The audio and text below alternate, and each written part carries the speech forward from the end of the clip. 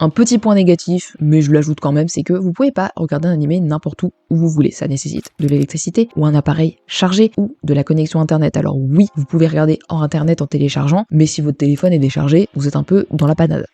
Voilà, c'est un tout petit point, mais je voulais l'ajouter comparé au livre où on verra après, on peut lire n'importe où on veut. Un gros point négatif, c'est que parfois l'animé est peu fidèle à son œuvre originale, donc au manga. Ce que je veux dire par là, c'est que certains animés coupent des scènes, des chapitres, des arcs, parfois même entiers. Ça peut carrément nuire à la compréhension globale de l'histoire, et donc t'es obligé d'aller lire le manga pour avoir la réelle suite. Et en plus, c'est ridicule de couper si c'est pour faire un film ou des OAV en plus après la sortie de l'animé pour dire bah tiens, on a quand même mis les chapitres oubliés. Non, c'est du foutage de gueule, vous les mettez de base dans l'animé. C'est ce qui se passe pour Assassin's Classroom. Il y a un film bientôt qui sort ce mois-ci avec les chapitres oubliés, et ça a été le cas pour Quentin Duplay, il y a eu des OAV, des chapitres oubliés. Dans les mettre dans l'animé de base.